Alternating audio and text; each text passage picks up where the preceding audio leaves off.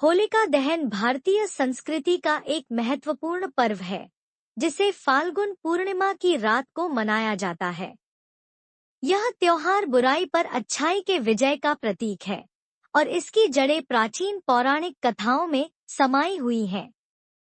विशेष रूप से यह त्योहार भक्त प्रहलाद, उनकी राक्षस बुआ होलिका और दैत्यराज हिरण्यकशिपु की कथा से जुड़ा हुआ है। हिंदू पुराणों के अनुसार हिरण्यकशिपु नाम का एक राजा कई असुरों की तरह अमर होने की कामना करता था। इस इच्छा को पूरा करने के लिए उन्होंने भगवान ब्रह्मा की कठोर तपस्या की। उसने भगवान ब्रह्मा को प्रसन्न किया और उनसे वरदान प्राप्त किया कि उसे न कोई देवता मार सकता है, न कोई मानव, न पशु, न दिन में, न रात में, न घर के अंदर, न घर के बाहर, न किसी अस्त्र से, न किसी शस्त्र से, न आकाश में और न ही पृथ्वी पर। इस वरदान के कारण वह अजय हो गया और उसने देवताओं को भी पराजित कर स्वर्गलोक पर भी अधिकार पा लिया।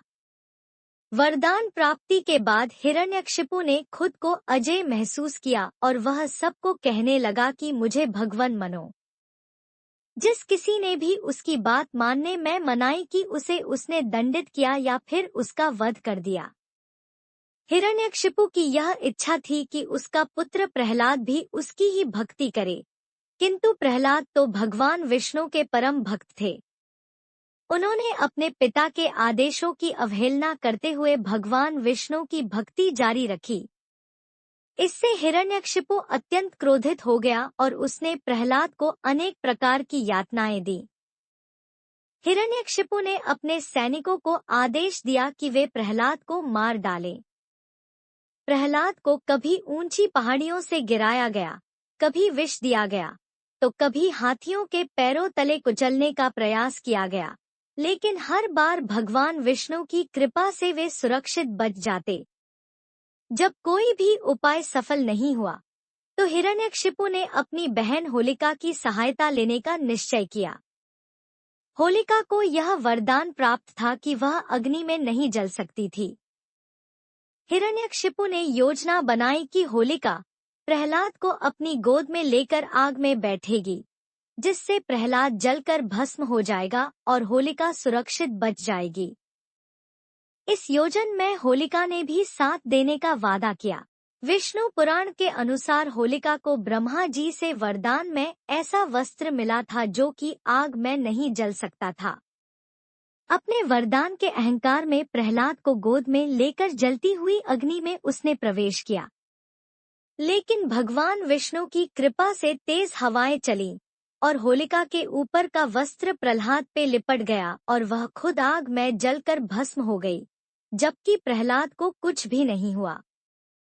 इस प्रकार यह सिद्ध हुआ कि बुराई कितनी भी शक्तिशाली क्यों न हो, वह अंततः नष्ट हो जाती है और सच्चाई तथा भक्ति की सदैव विजय होती है। इस घटना की याद में हर साल होलिका दहन किया जाता है, जिसमें लकड़ियों और उपलों का ढेर जलाया जाता है, जो बुराई के अंत और सच्चाई की जीत का प्रतीक है। इस अवसर पर लोग अपने घरों में बुरी शक्तियों को दूर करने के लिए अग्नि की परिक्रमा करते हैं और प्रार्थना करते हैं कि उनके जीवन में सुख समृद्धि बनी रहे।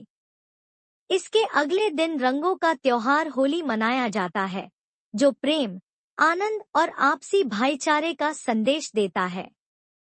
होलिका दहन की कथा हमें यह सिखाती है कि अत्याचार और अहंकार का अंत निश्चित है, चाहे कोई कितना भी बलशाली क्यों न हो। यदि वह अन्याय और अधर्म के मार्ग पर चलेगा, तो उसका नाश अवश्य होगा। भक्ति और सत्य की हमेशा विजय होती है। प्रहलाद की अटूट भक्ति ने यह सिद्ध कर दिया कि भगवान अपने सच्चे भक्तों की सदैव रक्षा करते हैं। वरदान भी अहंकार को नहीं बचा सकते। होलिका को अग्नि में न जलने का वरदान मिला था, लेकिन उसके अहंकार और पापपूर्ण कृत्य के कारण वह स्वयं ही जलकर भस्म हो गई। अच्छाई की जीत और बुराई का अंत। यह त्योहार हमें सिखाता है कि हमें सदैव सच्चाई, धर्म और अच्छाई के मार्ग पर चलना चाहिए, क्योंकि अंततः विजय सत्य की ही होती है। इस प्रकार होलिका दहन केवल एक धार्मिक अनुष्ठान ही नहीं, बल्कि एक गहरी सीख देने वाला पर्व भी है, जो हमें सदाचार, सत्यनिष्ठा और भगवान की भक्ति का महत्व समझाता है। अगर आपको यह कहानी पसंद आई हो तो लाइक करें, शेयर करें और फॉक्स स्टोरी नेस्ट को सब्सक्राइब करना न भूलें। नई और रोचक कहानियों के लिए बेल आइकॉन दबाएं। हमें कमेंट में बताएं कि आपको यह कहानी कैसी लगी।